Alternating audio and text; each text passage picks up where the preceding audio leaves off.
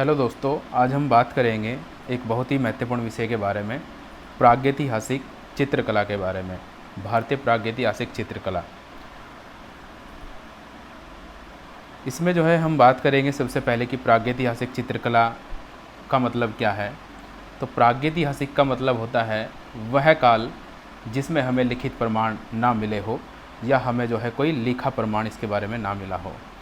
तो इसमें जो है हम बात करते हैं ऐतिहासिक काल से पूर्व की कला, जो हिस्टोरिकल पीरियड है उससे पहले की जो काल आता है उसको बोलते हैं प्रागैतिहासिक काल। इसमें हमें कोई लिखित प्रमाण नहीं मिले और भारत में जो है इसका जो खोज हुआ सबसे पहले या इसके जो प्रमाण मिले वो हमें सबसे पहले कहाँ पर देखने को मिलते हैं।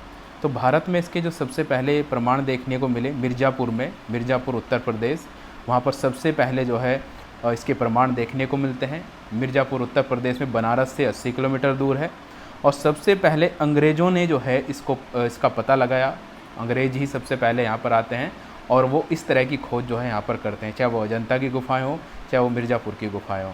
तो उसमें अंग्रेज़ जो आते हैं वो आते हैं आर्चीबाल्ड कार्लियल। तो आर्चीबाल्ड कार्लियल ने जो है 1880 में मिर्ज़ापुर की जो है खोज की और यह पता लगाया कि सबसे पहली प्रागैतिहासिक चित्रकला हमें जो है कहाँ पर देखने को मिली, मिर्ज़ापुर में। उसके बाद जो है एक और अंग्रेजी पुरातात्विक आते हैं जिनका नाम था कॉकबर्न। उन्होंने 1883 में इसकी फिर से दोबारा खोज की और कुछ नई चीज़ों को जो है खोज कर लोगों के समक्ष रखा। प्रागैतिहासिक जो चित्रकला है भारत में, इसका जो है समय काल माना गया है 30,000 ईसा पूर्व से लेकर 5,000 ईसा पूर्व या 3,000 ईसा पूर्व। ये इसका समय काल माना जाता है। 30,000 से लेकर 3,000 ईसा पूर्व तक ये इसका समय काल है। भारतीय प्रागैतिहासिक चित्रकला का इतिहास कितने वर्ष पुराना है? 7,000 वर्ष पुराना है। और प्रागैतिहासिक चित्रकला के बारे में सबसे पहले स्टुअर्ट पिगोट ने प्रीहिस्टोरिक इंडिया लिखी, जो ब्रिटिश का रहने वाला था। तो स्टुअर्ट पिगोट ने सबसे पहले भारतीय प्रागैतिहासिक चित्रकला के बारे में लिखा, एक पुस्तक ही उन्होंने लिख डाली जिसका नाम था प्रीहिस्टोरिक इंडिया। ये बहुत ही महत्वपूर्ण बुक है, एग्जाम में भी पूछी गई है। तो इसका नाम है प्रीहिस्टोरिक इंडिया। ये किसने लिखी है? स्टुअर्ट पिगोट ने। प्राचीनतम मानवीयता सभ्यता के अवशेष जेरिको जगह से मिलते हैं। जो प्राचीन मानवीयता जो सभ्यता थी उसके सबसे पुराने अवशेष हमें जेरिको से मिले और मानव का सबसे पहला साक्ष्य नर्मदा घाटी मध्य प्रदेश के हथनौर नामक स्थल से प्राप्त होता है। प्रागैतिहासिक चित्रकला को अगर हम अध्ययन की दृष्टि से देखें तो अध्ययन की दृष्टि से जो है प्रागैतिहासिक कला को हमने जो है 3 भागों में बांटा है। और वो 3 भाग कौन कौन से हैं? इसमें जो सबसे पहला भाग आता है वो है पूर्व पाषाण काल, दूसरा आता है मध्य पाषाण काल और तीसरा जो सबसे महत्वपूर्ण है नव पाषाण काल। और अगर हम इनके समय काल की बात करें, पूर्व पाषाण काल का जो समय माना गया ये एक ऐसा काल था जो सबसे पहला काल था जिसमें आदि मानव ने पृथ्वी पर जन्म लिया। तो इसका समय काल है 30,000 से लेकर 25,000 ईसा पूर्व। और मध्य पाषाण काल का समय क्या था? 25,000 से 10,000 ईसा पूर्व। और नव पाषाण काल या इसको उत्तर पाषाण काल भी कहा गया, इसका जो समय काल था 10,000 ईसा पूर्व से लेकर 5,000 या 3,000 ईसा पूर्व माना जाता है। तो हम इनको जो है एक एक करके इनके जो बारे में अध्ययन करेंगे। सबसे पहले हम बात करेंगे पूर्व पाषाण काल। पूर्व पाषाण काल, अब ये जो पूर्व पाषाण काल था, पैलोलिथिक एज, इसमें क्या था कि ये एक ऐसा काल था जब मनुष्य इतना सभ्य नहीं था और मानव जो है पूर्व पाषाण काल युगीन जो मानव था वो प्रकृति निर्मित गुफाओं में रहता था। जो प्रकृति द्वारा गुफाएं बना दी जाती थी उसमें ही जो है वो रहता था। उसको इतना जो है उसकी बुद्धि इतनी विकसित नहीं थी कि वो ये जान पाए कि गुफाओं का निर्माण कैसे होता है। तो प्रकृति ने जो उसको बना के दिया वो उसी में जो है रहा करता था। पूर्व पाषाण युग के गोल पत्थरों से निर्मित प्रस्तर वो जो है अपने प्रयोग में करता था। तो उन्होंने जो है जो सबसे पहला आदि मानव आया वो औजार के तौर पर गोल पत्थर का यूज़ करता था, क्योंकि उसका जो बुद्धि का स्तर था, विकसित बुद्धि नहीं थी। उसको ये नहीं पता था कि अगर वो नुकीले पत्थर बना से आक्रमण करेगा तो पशु जो है जल्दी मरेगा। तो उसको जैसे मिले उसने ऐसे ही उठाकर उनसे जो है अपना शिकार किया। और इस तरह के अवशेष हमें जो है गोल पत्थर के अवशेष हमें सोन नदी घाटी जो वर्तमान पाकिस्तान में है वहाँ से देखने को मिलते हैं। इस युग का मानव शिकारी और खाद्य संग्राहक था और अपने हथियार एक अलग विशेष प्रकार के पत्थर से बनाया करता था जिसको हम क्वार्टजाइट पत्थर कहते हैं। पूर्व पाषाण युगीन मानव के प्रमुख औजार में कौन कौन से थे? उन्होंने सबसे पहले जो औजार शिकार के रूप में प्रयोग किए उसमें आता है हैंड एक्स, हाथ की कुल्हाड़ी, क्लीवर और स्क्रैपर। इन्हीं का जो है 3 तरह के ये औजार थे जिनका आदि मानव प्रयोग करते थे शिकार में, हैंड एक्स, क्लीवर और स्क्रैपर। आदि मानव का जो रहन सहन था पूरा का पूरा जो है शिकार पर आधारित था। ये लोग जो है खाद्य संग्राहक हुआ करते थे। ये सिर्फ जो है भोजन के लिए ही एक जगह से दूसरी जगह जाया करते थे, पशुओं का शिकार किया करते थे और वो जो है अपना शिकार कर कर अपने जो है पेट की पूजा जो है किया करते थे। अब इसमें जो है पूर्व पाषाण युग का मानव दक्षिण भारत में अंगोल, चिगुलपुट और कुडापा निवास करता था। इस युग का मानव क्वार्टाजाइट मनुष्य के नाम से जाना जाता था। क्वार्टाजाइट मनुष्य इसलिए कहा गया क्योंकि इसने क्वार्टाजाइट पत्थर का प्रयोग किया। सर्वप्रथम आग का आविष्कार कहाँ पर हुआ? सबसे पहले जो आग का आविष्कार हुआ वो पूरा पाषाण काल में ही हुआ, पैलेलिथिक एज में ही हुआ। और आग की खोज के भी कई कारण माने जाते हैं कि पत्थरों का आपस में टकराने के कारण आग प्रज्वलित हुई। कोई ऐसा मानते हैं कि आग जो है जो एक प्राकृतिक घटनाओं से जो है आग की खोज हुई, या मनुष्य ने उन पत्थरों को जो है आपस में टकरा तो आग की खोज हुई। तो आग ने जो है बहुत सारी उन्नति की इनके जीवन में। इनका जो भोजन होता था वो जो है बनने लगा, पका हुआ होने लगा और उससे इनको जो है डाइजेशन में भी हेल्प मिली। सर्वप्रथम आग का आविष्कार इसी युग में हुआ। आग के प्रयोग का आविष्कार पिथिकैंथोपस पैकिनिनोसिस मानव ने किया। अगर आपसे पूछा जाए कि आग का आविष्कार किस मानव ने किया, पिथिकैंथोपस या पैकिनिनोसिस मानव ने किया। पूर्व पाषाण युगीन हड्डी से निर्मित मातृ देवी की प्रतिमा बेलन घाटी से प्राप्त हुई है। तो पूर्व पाषाण कालीन एक जो है हड्डी की मातृ देवी की मूर्ति थी जो हमें बेलन घाटी से प्राप्त भी होती है। भारत में पूर्व पाषाण कालीन प्रस्तर उपकरणों की खोज, अब ये जो पूर्व पाषाण में जो पत्थर के औजार थे उनकी खोज किसने की? उनकी खोज रोबोट ब्रूस फुट ने जो है 1863 में की और मद्रास के निकट पल्लावरम नामक स्थान में हुई। सबसे पहले उपकरण निर्माता प्लास्टोसीन कालीन मानव था। ये कौन सा मानव था जो पत्थर के औजार अपने जो है शिकार के लिए यूज़ किया करता था? प्लास्टोसीन। अभी हाल ही में महाराष्ट्र के बोरी नामक स्थान पर खुदाई में मिले अवशेषों के आधार पर मानव का अस्तित्व 14 लाख वर्ष पहले का माना जाता है। इस तरह के पत्थर जो है उन्होंने यूज़ किए। ये इस तरह के जो है पाषाण प्रस्तर वो यूज़ करते थे। अब हम जो है दूसरे काल में पहुंचते हैं जो है मेसोलिथिक एज या मेसोलिथिक पीरियड, मध्य पाषाण काल। पूर्व पाषाण काल और नव पाषाण काल के ये मध्य की कड़ी है, मध्य पाषाण काल। उसका संक्रमण काल कहा जाता है इसको। भारत में पाषाण काल के विषय में जानकारी सबसे पहले हमें C.L. कार्डियल द्वारा 1867 में विद्या क्षेत्र से प्राप्त हुई। इस युग के औजार कैसे होते थे? तो यहाँ का जो मनुष्य था वो थोड़ा सा जो है बुद्धिमान होने लगा। उसको ये समझ में आने लगा कि हमें अगर औजार को नुकीला बनाएंगे तो पशु जो है उसका शिकार जल्दी हो सकता है। तो इन्होंने अपने जो औजार बनाए शिकार के लिए वो थोड़े नुकीले बनाए, माइक्रोलिथिक, उनको बोलते हैं माइक्रोलिथिक, छोटे नुकीले औजार बनाए। आप इनको देख भी सकते हो, इनका अवलोकन कर सकते हो इस छाया चित्र के माध्यम से। भारत का सबसे बड़ा मध्य पाषाणी स्थल है भीलवाड़ा जिला, जिसमें कोठारी नदी के तट पर स्थित बागोर। सर्वप्रथम सावधान की दाह प्रक्रिया भी इसी काल में हुई, यानी कि दाह प्रक्रिया, मनुष्य को जो है दफनाया जाने लगा, इसी काल में हमें देखने को मिलता है मध्य पाषाण में। भारत में मानव अस्थि, जो मानव की अस्थि है, जो उनकी हड्डियां हैं, वो भी हमें प्राप्त हुई। कहाँ से हुई? ये हमें जो है अस्थि पिंजर प्राप्त होता है प्रतापगढ़ उत्तर प्रदेश के सराय नहार और मदहा से प्राप्त होता है। पशुपालन का जो हमें सबसे प्राचीनतम साक्ष्य प्राप्त होता है वो भी हमें जो है मध्य पाषाण में, और मध्य पाषाण में भी मध्य प्रदेश के आदमगढ़ और राजस्थान में बागौर से प्राप्त होता है। भारत में स्थित लांगनाज मध्य पाषाण कालीन पुरातत्व स्थल, जहाँ से 14 मानव कंकाल प्राप्त हुए और उसका उत्खनन कार्य किसने किया? H.D. संकालिया ने किया। तो इस तरह के जो है मानव अस्थि पिंजर, दह संस्कार या पशुओं का जो पालन पोषण भी जो है, पशुपालन, वो भी जो है मध्य पाषाण के अंत में प्रारंभ हो जाता है। अब जो है हम एक ही बहुत महत्वपूर्ण विषय के बारे में बात करेंगे, नव पाषाण काल, जो बहुत ही महत्वपूर्ण है, न्यूलिथिक या उत्तर पाषाण भी इसको बोला जाता है।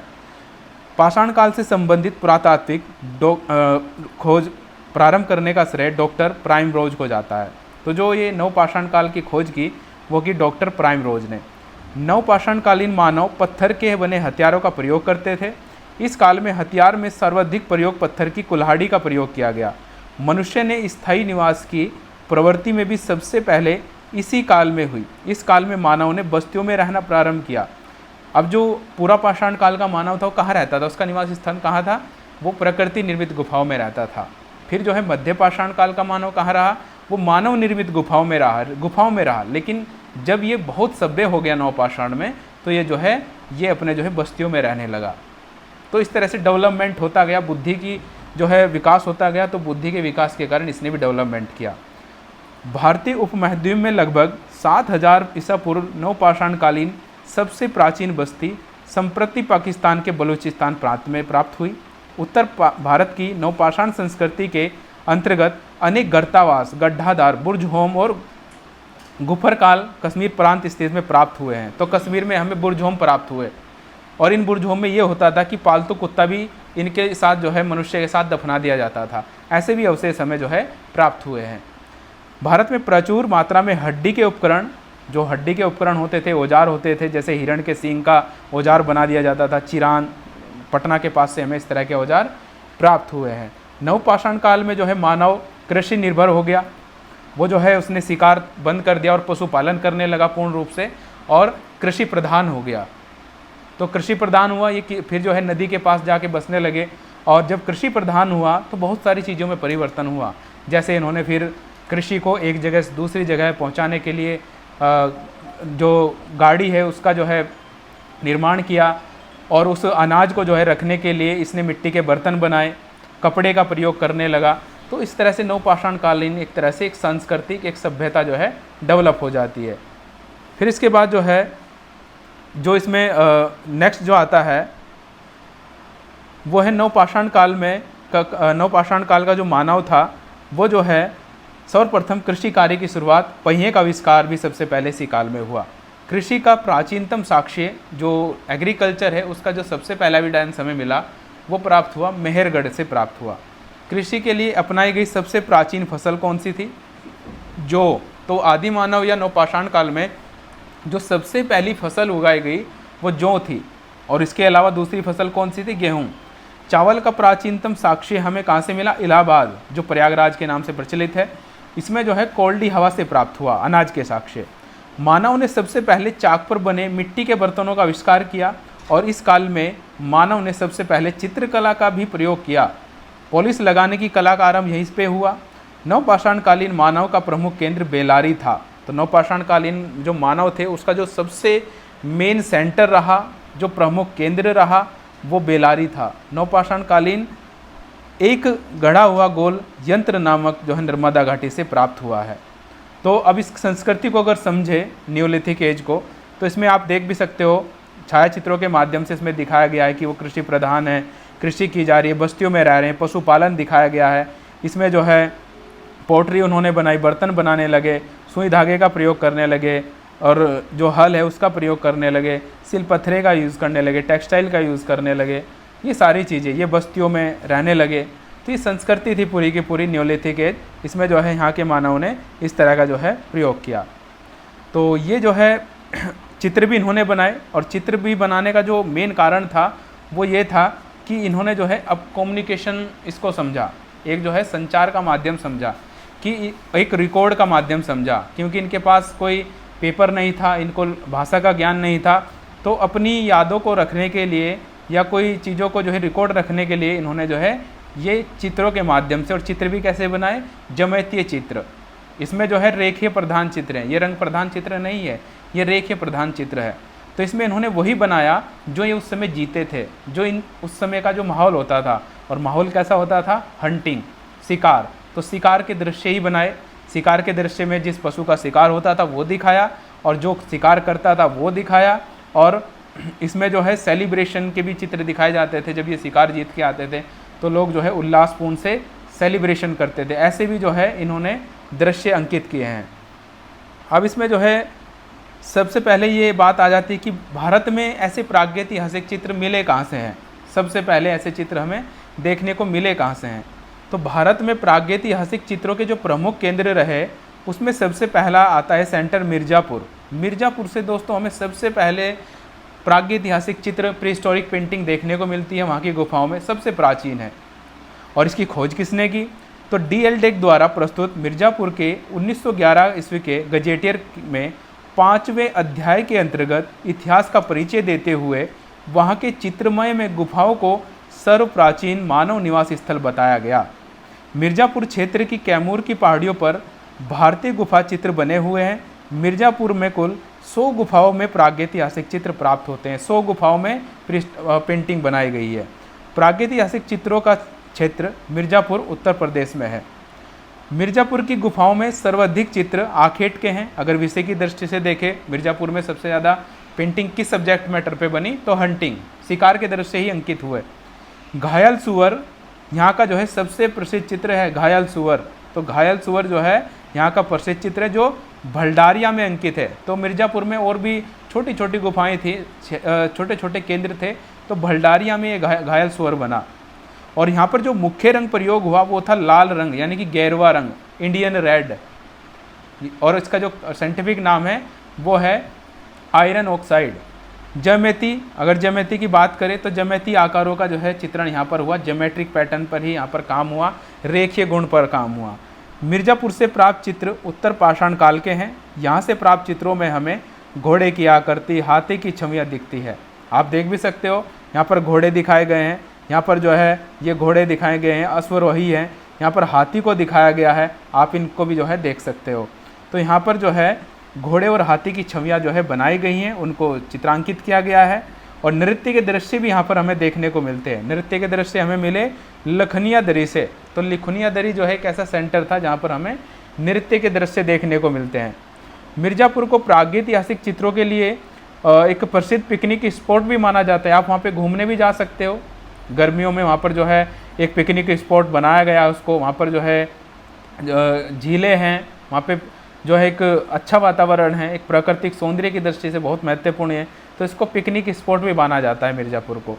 घोड़मगर नामक प्रागैतिहासिक स्थल मिर्ज़ापुर पहाड़ियों पर स्थित है। तो घोड़मगर नामक प्रागैतिहासिक स्थल जो है कहाँ पर है? ये भी मिर्ज़ापुर की पहाड़ियों में स्थित है। प्रागैतिहासिक कला केंद्र से गेंडे का आखेट करते हुए शिकारी का चित्र जो है प्राप्त होता है हरणी हरण से। हरणी हरण गुफा भी जो है उत्तर प्रदेश में ही है, और वहाँ से हमें जो है गेंडे के आखेट का चित्रण मिलता है। गेंडे के आखेट का चित्रण हमें वहाँ से देखने को मिलता है। हाथ के छापे भी हमें देखने को मिले। हाथ के छापे वो हमें सोरो घाट क्षेत्र से प्राप्त हुए। A.H. बार्ड्रिक ने अपनी प्रसिद्ध पुस्तक प्रीहिस्टोरिक पेंटिंग में, ये प्रीहिस्टोरिक पेंटिंग है A.H. बार्ड्रिक की, ये है प्रीहिस्टोरिक पेंटिंग। और प्रीहिस्टोरिक इंडिया सटवर्थ पिगोट की है, और प्रीहिस्टोरिक पेंटिंग किसकी है? ये है आपकी जो है A.H. बार्ड्रिक की। तो प्रीहिस्टोरिक पेंटिंग उन्होंने लिखी, और उसमें जो है उसने किसको प्रसिद्धि दिलाई? वहाँ का जो भलडारिया का घायल सुअर था उसको जो है अंतर्राष्ट्रीय प्रतिष्ठा इस बुक में जो है वो देते हैं। फिर दूसरा सेंटर आता है सिंघनपुर। प्रागैतिहासिक चित्र फिर कहाँ से मिले? सिंघनपुर से मिले। सिंघनपुर की खोज W. एंडरसन ने 1910 में की, और सिंघनपुर के गुफा चित्रों की खोज पर पर्सी ब्राउन द्वारा 1917 में प्रकाश डाला गया। इसकी लोकेशन के बारे में बात करें तो छत्तीसगढ़ के रायगढ़ जिले के मांट नदी के तट पर स्थित है। और पहले मध्य प्रदेश में हुआ करता था, क्योंकि MP और छत्तीसगढ़ एक ही राज्य हुआ करता था। अब ये जो है किस राज्य में है? अब ये जो है छत्तीसगढ़ में मांट नदी के तट पर स्थित है।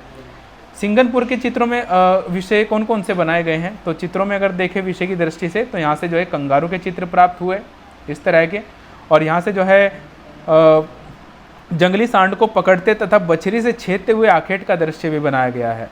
एक घायल भैंस तीरों से बिंधा हुआ दम तोड़ते हुए, जिसके चारों ओर भाले शिकारी दल लगाए हुए हैं। फिर पंचमढ़ी।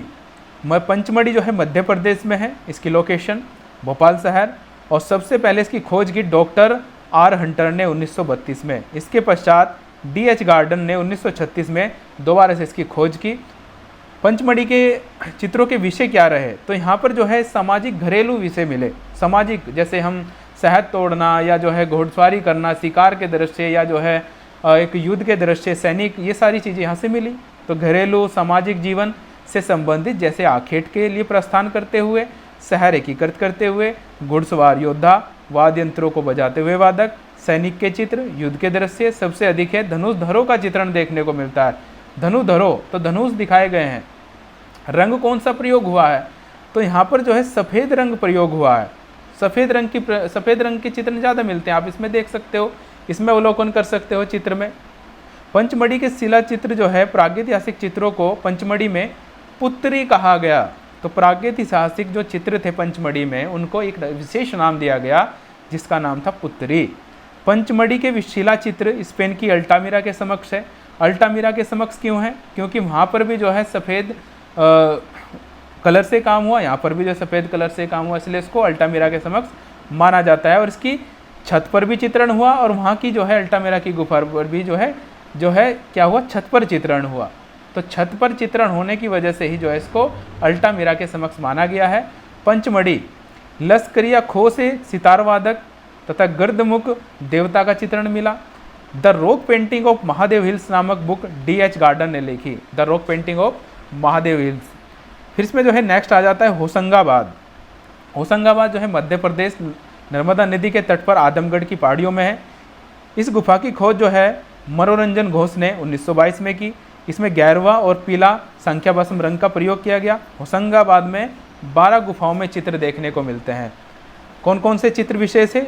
जिराफ समूह, तो सबसे प्रमुख है जिराफ समूह। महामहिष की आकृति यह दोहरी रेखाओं में अंकित है, डबल लाइंस में। ये जिराफ का चित्र है दोस्तों, ये जो है महामहिष का है। 10 फीट तथा 6 फीट चौड़ी है। ये गुफा जो है 10 फीट लंबी है और 6 फीट जो है चौड़ी है। वन देवी का सुंदर चित्र भी यहाँ से देखने को मिलता है। एक विशाल हाथी का चित्र देखने को मिलता है। हल्के पीले रंग से जो है 4 फीट लंबाई से जो है ये प्राप्त होता है हाथी का चित्र। फिर इसमें जो है आती है जो बहुत ही महत्वपूर्ण गुफा है भीमबेटका। अक्सर एग्जाम में क्वेश्चन पूछे जाते हैं भीमबेटका से। तो इसकी खोज जो है भीमबेटका गुफा के चित्रों की सबसे पहले खोज विक्रम उज्जैन विश्वविद्यालय के professor Shri V.S. Wakankar, doctor Vishnudhar Wakankar ने 1958 में इसकी खोज की। इनको इस खोज के उपलक्ष्य में ही 1975 में पद्मश्री भी दिया गया। ये V.S. वाकणकर हैं। और अगर हम भीमबेटका की लोकेशन के बारे में बात करें तो मध्य प्रदेश के रायसेन जिले में है और भोपाल शहर के पास है। विंध्याचल की पहाड़ियों में ये गुफा थी। भीमबेटका में टोटल गुफाएं 750 हैं। इसी 750 गुफाएं जो है प्राप्त हुई और चित्र केवल 275 में ही हमें देखने को मिलते हैं। भारत में सर्वाधिक जो चित्र हमें देखने को मिले किस गुफा में देखने को मिले? भीमबेटका में। यह गुफा 10 से 12 किलोमीटर एरिया में फैली हुई है। भीमबेटका की शिला उत्कीर्ण चित्रकारी को मध्य पाषाण काल के अंतर्गत रखा जाता है। भीमबेटका को जू रॉक शेल्टर भी कहा गया। जू रॉक शेल्टर क्यों कहा गया दोस्तों? क्योंकि इसमें 275 गुफाओं में चित्रण हुआ और 275 गुफाएं बहुत ज़्यादा थी और उसमें हर तरह के पशु को बनाया गया, हर तरह के पक्षी को बनाया गया, इसलिए एक वो चिड़ियाघर जैसा लगता था, इसलिए इसको एक विशेष नाम दे दिया गया, जू रॉक शेल्टर भी कहा गया। और यूनेस्को ने इसको जो है विश्व धरोहर सूची में 2003 में शामिल किया। और इस गुफा में सांप्रदायिक सभा के चित्र बहुत उल्लेखनीय हैं और इस गुफा के चित्र जो है छत पर भी बनाए गए हैं और दीवारों पर भी।